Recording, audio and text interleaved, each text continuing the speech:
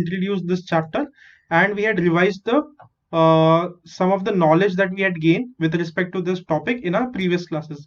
10वीं में आने से पहले जितनी भी चीजें हम लोग ने पढ़ी है इस टॉपिक से रिलेटेड उसको रिवाइज कर लिया था. How did we revise it?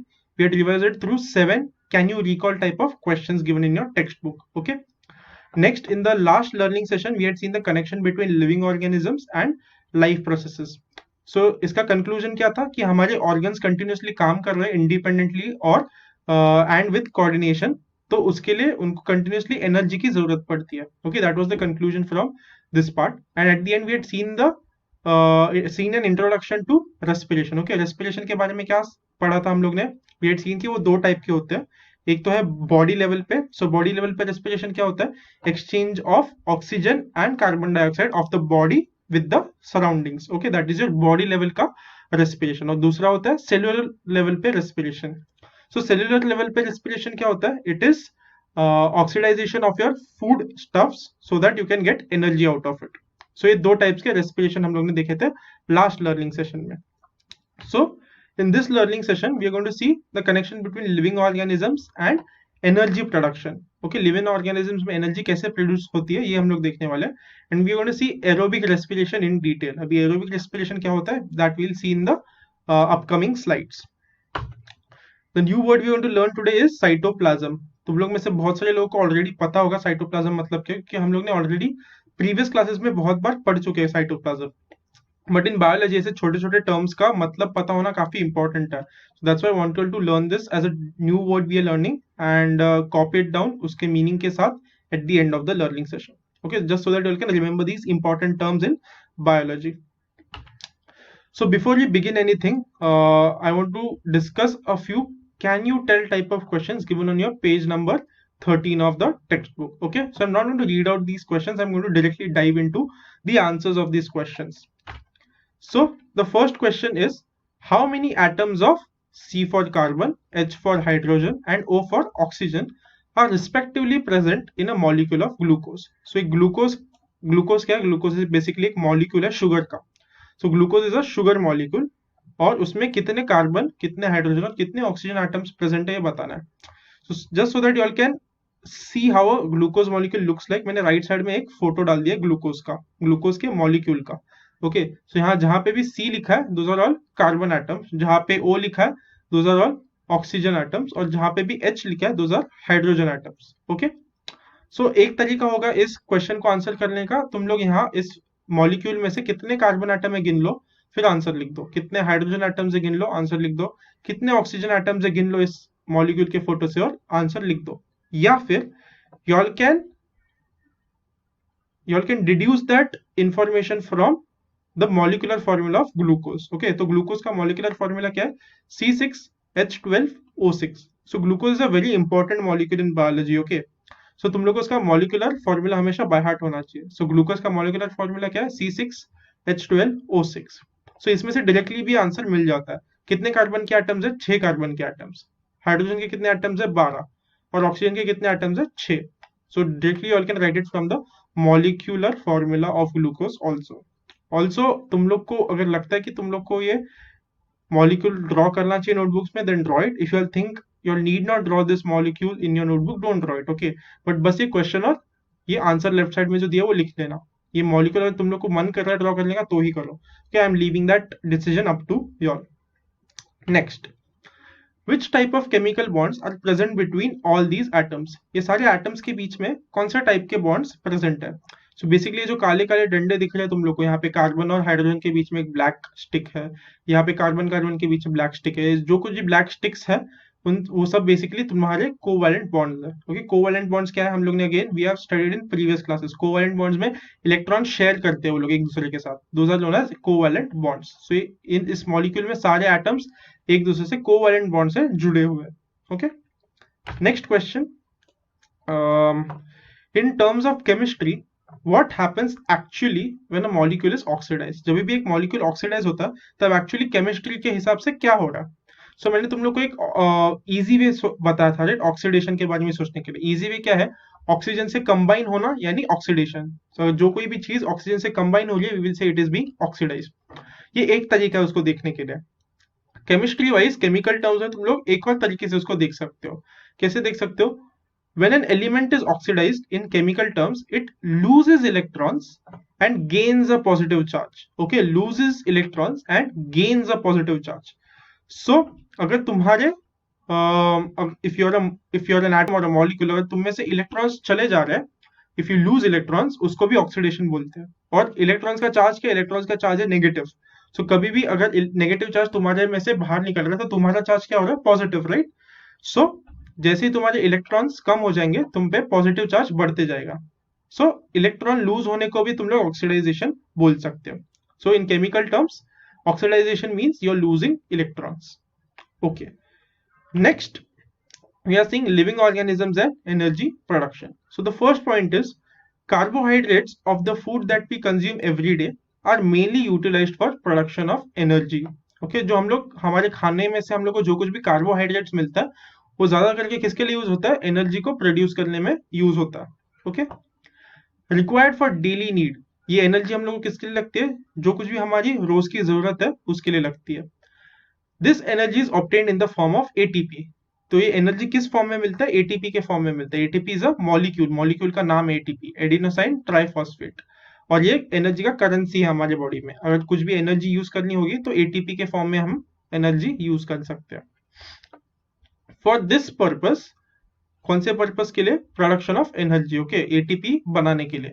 So ATP बनाने के लिए glucose, a type of carbohydrates, is oxidised step by step in cells. So energy बनाने के लिए या फिर एटीपी बनाने के लिए क्या करते हैं? ग्लूकोज जो एक मॉलिक्यूल है जिसके बारे में भी हम लोग ने बहुत डिटेल में पढ़ा है पिछले 3 क्वेश्चंस में, और ग्लूकोज क्या है? एक टाइप ऑफ कार्बोहाइड्रेट है। Glucose is a type of carbohydrate. उसको ऑक्सीडाइज करते हैं step by step in cells. So अलग अलग स्टेप्स में सेल्स के अंदर उसको ऑक्सीडाइज करते हैं। Again, what is oxidisation? हम लोग ने सेकंड क्वेश्चन में देखा था, राइट? नहीं, थर्ड क्वेश्चन में देखा था। Oxidisation is losing of electron. तो उसमें से इलेक्ट्रॉन निकालेंगे ताकि वो ऑक्सीडाइज हो जाए and we get energy. This is called cellular respiration. So cellular respiration का ये भी एक डेफिनेशन हो सकता है। क्या? Oxidisation of glucose which is a type of carbohydrates in step by step inside the cells is known as cellular respiration. Okay, so इसको cellular respiration बोलेंगे। Cellular respiration occurs among the living organisms by 2 methods. Cellular respiration के में भी 2 parts है। So respiration के 2 types थे। एक तो body respiration जहाँ पे कार्बन डाइऑक्साइड और ऑक्सीजन हमारे बॉडी और हमारे सराउंडिंग्स में एक्सचेंज हो रहा है, और दूसरा था सेलुलर रेस्पिरेशन। अभी सेलुलर रेस्पिरेशन के भी 2 टाइप्स है। क्या? 2 मेथड से हो सकता है। The 2 methods are aerobic respiration. Okay, aerobic, इसको प्रोनाउंस करते हैं एरोबिक। एरोबिक रेस्पिरेशन यानी, एरोबिक यानी क्या? एयर के प्रेजेंस में, जब भी एयर आजू बाजू होगा तभी। तो जब भी एयर आजू बाजू होगा, एयर में ऑक्सीजन होता है। सो इसके लिए एरोबिक रेस्पिरेशन कब होगा? जब ऑक्सीजन इज इन्वॉल्व। क्यों? क्योंकि एरोबिक ये वर्ड किससे बना है? एयर ये वर्ड से बना है। सो एरोबिक मतलब एयर के प्रेजेंस में, और जब भी एयर प्रेजेंट होगा उसके अंदर ऑक्सीजन भी होगा। सो एरोबिक रेस्पिरेशन मतलब ऑक्सीजन जब आजू बाजू होगा तब वाला रेस्पिरेशन। नेक्स्ट, उसका ऑपोजिट, एरोबिक का ऑपोजिट क्या है? एनएरोबिक। ओके, एरोबिक का ऑपोजिट एनएरोबिक। सो एरोबिक रेस्पिरेशन में ऑक्सीजन था, एनारोबिक रेस्पिरेशन में ऑक्सीजन नहीं होगा। So oxygen is not involved in anaerobic respiration. So cellular respiration 2 types के, एरोबिक एंड एनारोबिक। एरोबिक में एयर प्रेजेंट होगा यानी ऑक्सीजन प्रेजेंट होगा। एनारोबिक में एयर प्रेजेंट नहीं होगा या फिर ऑक्सीजन प्रेजेंट नहीं होगा। ओके, सो हम लोग एरोबिक रेस्पिरेशन डिटेल में देखने वाले आज, right? So in aerobic respiration glucose is oxidised in 3 steps. 3 steps में ग्लूकोज को ऑक्सीडाइज करते हैं। किसमें? एरोबिक रेस्पिरेशन में। तो क्या 3 स्टेप्स है? तो 3 steps are glycolysis, tricarboxylic acid cycle, electron transfer chain reaction. Okay, I'm going to repeat all of them.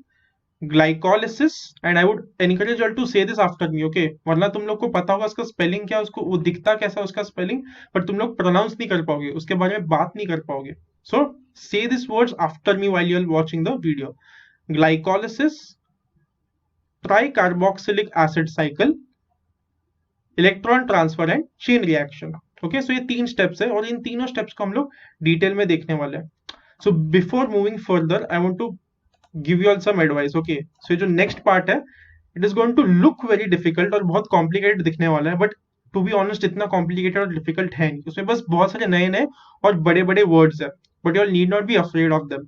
I promise you, if you see this video 2-3 times और तुम लोगों को पूरा प्रोसेस और जो कुछ भी डायग्राम्स में दिखाने वाला वो 4-5 बार पढ़ लोगे, तुम लोग को बहुत ईजी लगने लगेगा और अपने आप बाय हार्ट भी हो जाएगा। Okay, so don't be scared about the new words you are going to see and big big molecule के नाम जो तुम लोग देखने वाले हो, वो बस मॉलिक्यूल्स के नाम्स है, और वो क्योंकि हम लोग पहली बार देख रहे हो बहुत ज्यादा मुश्किल और डिफिकल्ट लगता है। जैसे तुम लोग 2-3 बार बार देखोगे, 4-5 बार रीड कर लोगे, it will feel much more easier. Okay, so don't get scared after you see big molecules के नाम, it's just different new molecules you are learning.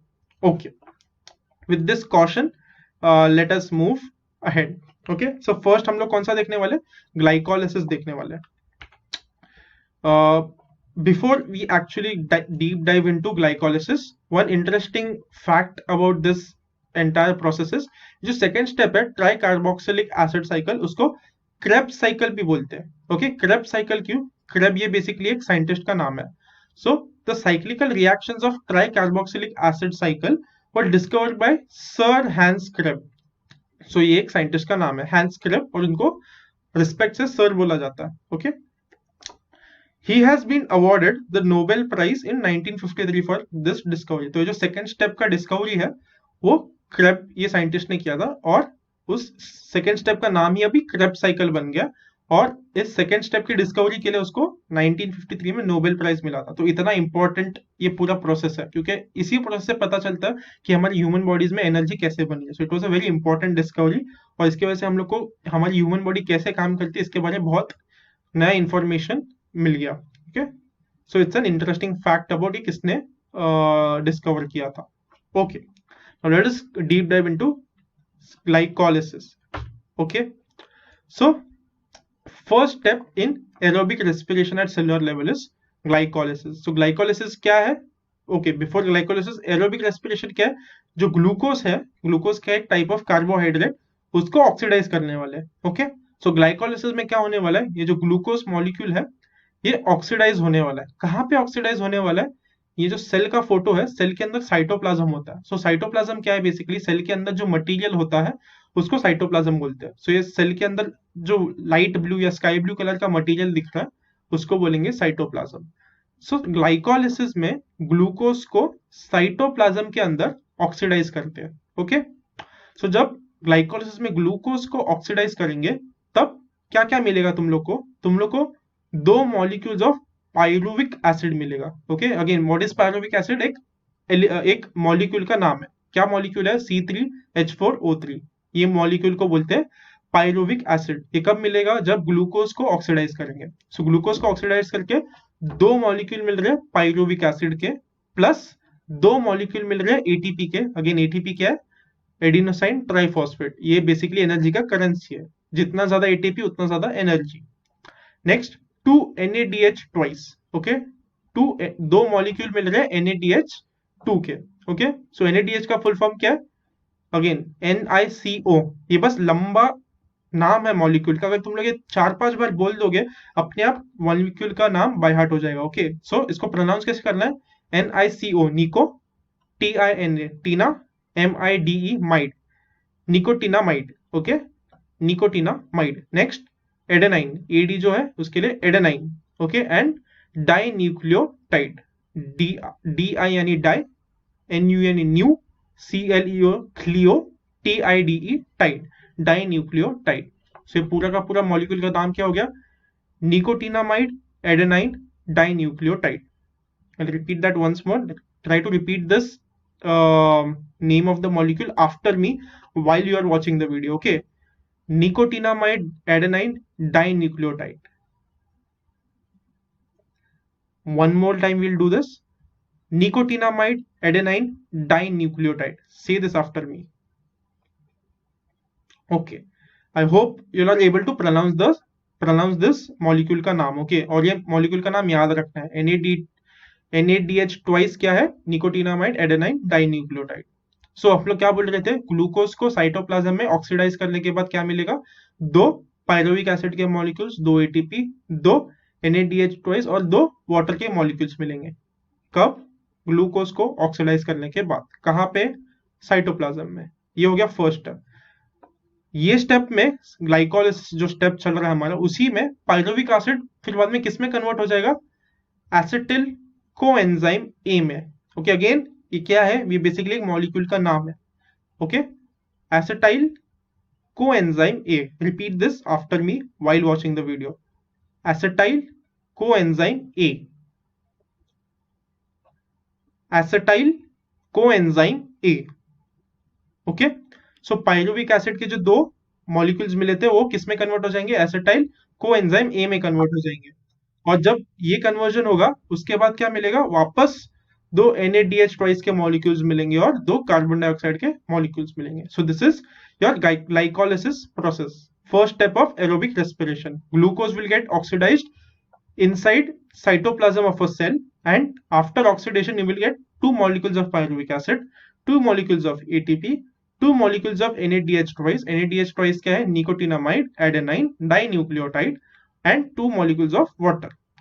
Next, further the two pyruvic acid molecules will be converted into acetyl coenzyme A.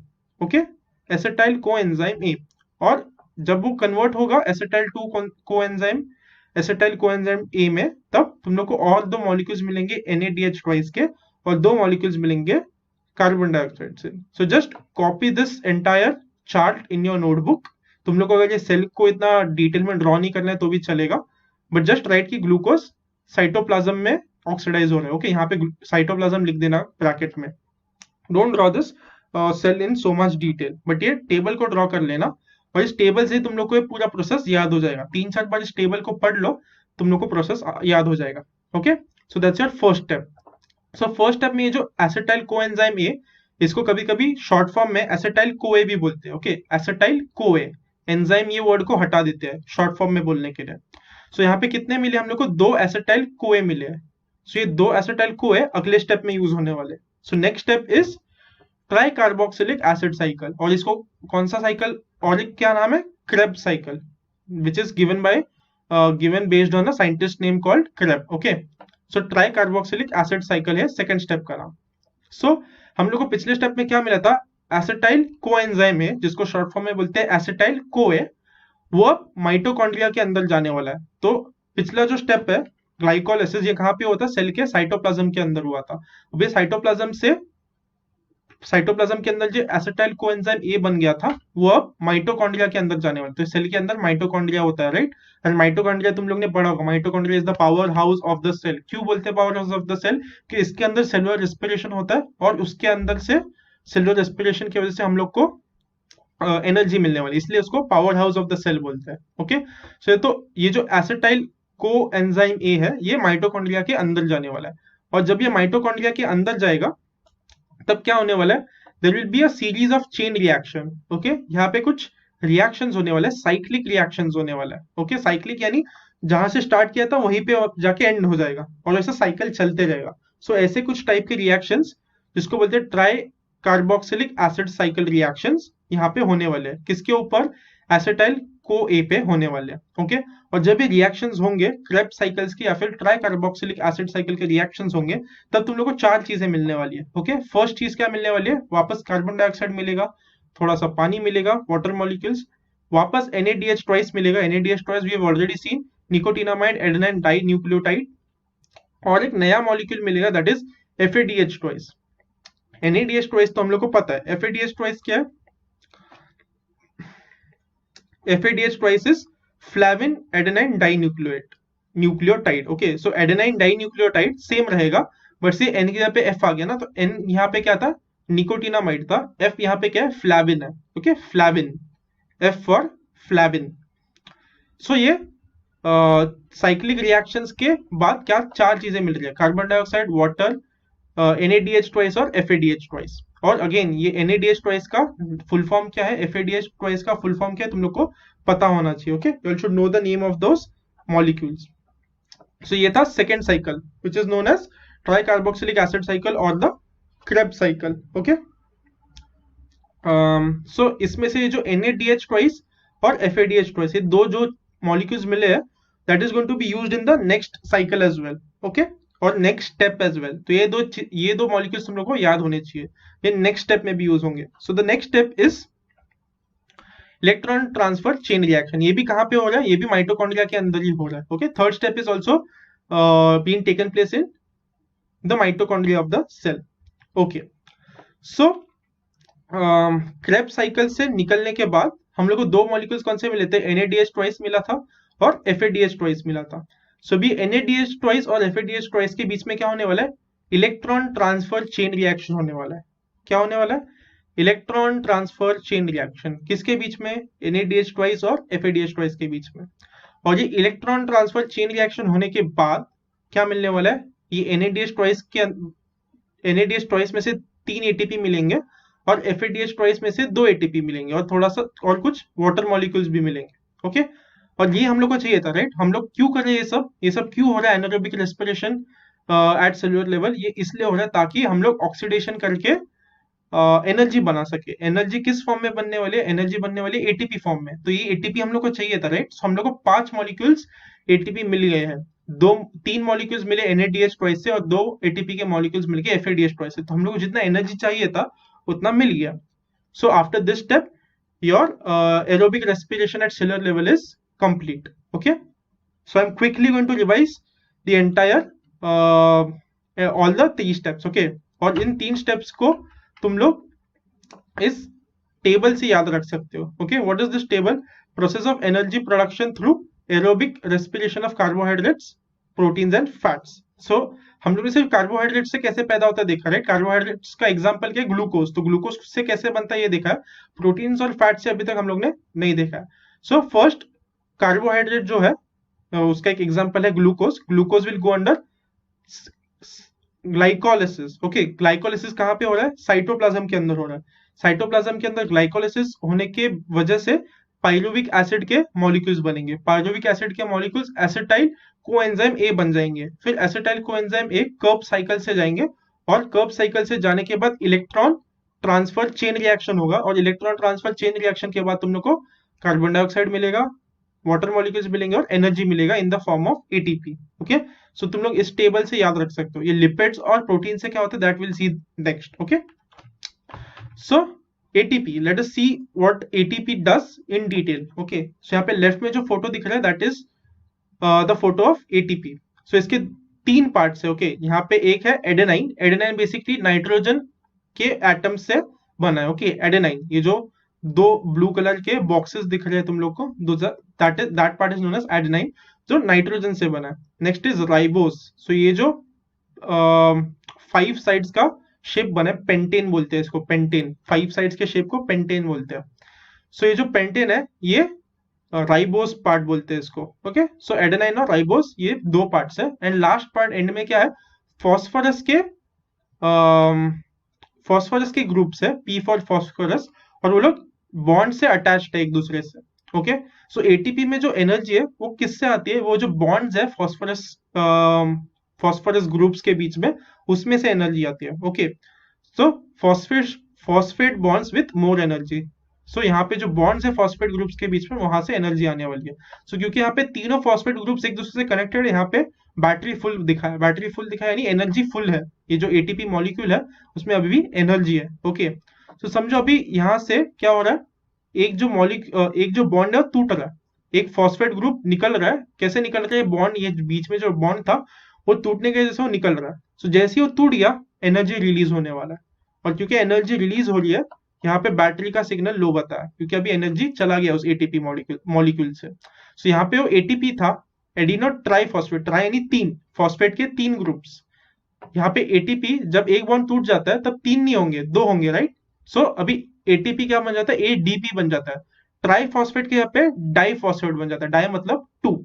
Okay, यहाँ पे ATP है, adenosine triphosphate, try यानी 3 phosphate के groups, वो ATP एक bond टूटने के बाद ADP बन जाता है. ADP यानी एडिनोसाइन डाइफॉस्फेट, डाई यानी 2 फॉस्फेट, क्योंकि एक फॉस्फेट चले जाने के बाद सिर्फ 2 फॉस्फेट ग्रुप्स बचेंगे, राइट. सो ये बन जाएगा ADP. ओके, और जैसे ही वो बॉन्ड टूट जाएगा यहाँ का थोड़ा एनर्जी रिलीज हो जाएगा, इसलिए इसको ATP को एनर्जी का करेंसी बोलते हैं. सो अगर तुम लोग को बॉडी में कहीं पे भी कभी भी एनर्जी की जरूरत पड़ी, ये ATP मॉलिक्यूल अपना फॉस्फोरस का एक बॉन्ड तोड़ देगा और वो बॉन्ड टूटने की वजह से एनर्जी रिलीज होगी और वो एनर्जी हम लोग हमारी बॉडी में यूज करने वाले हैं. Okay, so that's ATP. Next, what if the amount of carbohydrates is insufficient in your body? Okay, हम लोग ने अभी जो प्रोसेस देखा, 3 स्टेप प्रोसेस एनारोबिक रेस्पिरेशन का, उसमें ग्लाइकोलाइसिस था, क्रेब्स साइकिल था और इलेक्ट्रॉन ट्रांसफर चेन रिएक्शन था। ये सब किस पे हो रहा है? ये सब ग्लूकोज के मॉलिक्यूल पे हो रहा है, राइट? पर और ग्लूकोज क्या है? एक टाइप ऑफ कार्बोहाइड्रेट। बट समझो कार्बोहाइड्रेट है ही नहीं हमारे पास, हमारे बॉडी में कार्बोहाइड्रेट बहुत कम है। कार्बोहाइड्रेट कम है यानी ग्लूकोज कम है। ग्लूकोज कम है तो एनर्जी तो पैदा कर नहीं पाएगा, एटीपी बना नहीं पाएंगे वो 3 स्टेप्स यूज करके। तो दूसरा क्या ऑप्शन है हमारी बॉडी के पास? वैसे ये क्यों होगा? क्यों हमारे पास कार्बोहाइड्रेट्स कम होंगे? समझो हम लोग फास्टिंग कर रहे हैं, ओके, एक दिन पूरा कुछ नहीं खा रहे, तो हमारे बॉडी में कुछ कार्बोहाइड्रेट्स नहीं जा रहे, तो कार्बोहाइड्रेट्स की कमी हो सकती है। या फिर हम लोग बहुत दिनों से भूखे हैं, कुछ खाया नहीं बहुत दिनों से, फिर भी ग्लूकोज की कमी हो सकती है हमारी बॉडी में। तो इसलिए जब भी कोई बीमार पड़ता है और वीक फील कर रहा है, उसको ग्लूकोज चढ़ाते हैं, राइट? वो ऐसा एक पैकेट होता है लिक्विड का, और उस पैकेट में से एक पाइप, छोटा सा पाइप जाके तुम्हारे ब्लड स्ट्रीम पे जाता है। वो क्या डाल रहे हैं अंदर? ग्लूकोज डाल रहे हैं। वाई? बिकॉज ग्लूकोज से हमारी बॉडी एटीपी बना सकती है और एटीपी से एनर्जी मिलता है। ओके, सो अगर समझो इनसफिशिएंट कार्बोहाइड्रेट्स है तो क्या होने वाला है? It can use proteins, proteins को अमीनो एसिड्स में कन्वर्ट करेगा। अगेन क्या है amino acids? It's a type of molecule. Okay, so proteins को याद, तो प्रोटीन्स को अमीनो एसिड्स में कन्वर्ट कर सकते हैं, और अमीनो एसिड्स फिर बाद में एसिटिल कोएंजाइम ए बनेगा। या फिर lipids, lipid is also source of energy, right? So lipids को फैटी एसिड्स में कन्वर्ट कर सकते हैं, और फैटी एसिड्स को फिर बाद में वापस एसिटाइल कोएंजाइम ए में कन्वर्ट कर सकते हैं। फिर एसिटाइल कोएंजाइम ए एक बार बन गया, फिर तो हमको पता है क्या करना है, राइट? वो फिर माइटोकॉन्ड्रिया में जाएगा, माइटोकॉन्ड्रिया में क्रेब्स साइकिल होगा, क्रेब्स साइकिल से NADH ट्वाइस मिलेगा और FADH ट्वाइस मिलेगा। फिर इलेक्ट्रॉन ट्रांसफर चेन रिएक्शन होगा, और उसमें से 3 एटीपी के मॉलिक्यूल्स, 2 एटीपी के मॉलिक्यूल्स यहाँ से FADH ट्वाइस से, और वाटर के थोड़े मॉलिक्यूल्स मिलेंगे। तो एक बार एसिटाइल कोएंजाइम आ गया तो हम लोग को पता है क्या होने वाला है, राइट? सो जब कार्बोहाइड्रेट्स कम होंगे या फिर ग्लूकोज नहीं होगा, then we can use proteins and lipids to either form amino acids और फैटी एसिड्स, जिससे एसिटाइल कोएंजाइम ए बनेगा, और फिर आगे क्या होगा हम लोग को पता। ओके, सो इससे हमारा पूरा का पूरा टेबल कंप्लीट हो जाता है। ओके, सो अगर ग्लूकोज होगा, glucose which is a type of a carbohydrate, glucose होगा तो ये 3 स्टेप्स, ग्लाइकोलाइसिस, ग्लाइकोलाइसिस में पायरुविक एसिड, पायरुविक एसिड से एसिटाइल कोएंजाइम है।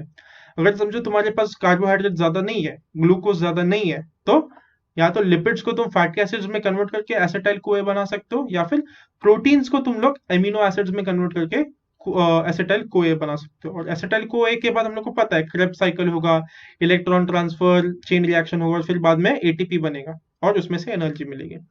सो in this one particular flow chart तुम लोग को पूरा का पूरा समराइज हो जाता है process. Okay, again before moving on I would like to tell you, जब ये तुम पहली बार देखोगे, पहली बार सुनोगे, तब तुम लोग को बहुत डिफिकल्ट लगेगा, क्योंकि बहुत सारे नए वर्ड्स है, बहुत सारे लंबे लंबे मॉलिक्यूल के नाम है। बट ये बस उतना ही है, नए और लंबे मॉलिक्यूल्स के नाम है। Once you watch this video 2 times 3 times, और यू सी ऑल दो स्लाइड्स और योर नोट्स 2 3 times 4 5 times, तुम लोग को बहुत ईजी लगने लग जाएगा और अपने आप बाय हार्ट हो जाएगा। Okay, so this not something which can be understood in the first time. तुम लोग को शायद 2-3 बार देखना पड़ेगा, सुनना पड़ेगा, तभी तुम लोग को अपने आप कंफर्टेबल लगेगा ये सब वर्ड्स को सुनने में, एंड अपने आप बाय हार्ट भी हो जाएगा। Okay, so don't be scared about it. Okay, so that is it for today. The word we learn today was cytoplasm. Cytoplasm क्या है? सेल के अंदर का जो मटेरियल है उसको साइटोप्लाज्म बोलते हैं। Okay, so that's the new word we learn today. Also remember to make sentence. अभी साइटोप्लाज्म पे कैसे सेंटेंस बना सकते हो? I will give you an example. Okay, there are many cell organelles inside a cytoplasm. Cytoplasm के अंदर बहुत सारे सेल के ऑर्गन्स होते हैं। सो मैंने एक सेंटेंस बना लिया साइटोप्लाज्म पे। ऐसे तुम लोग खुद के अपने अपने सेंटेंसेस बनाओ। ओके, जैसे तुम लोग और सेंटेंस बनाओगे ऐसे साइंटिफिक टर्म्स के ऊपर, तुम लोग को और कंफर्टेबल फील होगा उसको एक सेंटेंस में यूज करने में और तुम्हारे आंसर्स में यूज करने में। Okay, that is it for today. Hope you guys understood. If you did not understood, feel free to watch this video again and again. या फिर तुम्हारे नोट्स को बार बार लिखो, मैंने जो चार्ट्स बनाए उसको बार बार लिखो, and once you get the hang of these new big molecule के नाम, it will be much easier. Okay, that's it for today. See you guys in the next learning session. Bye.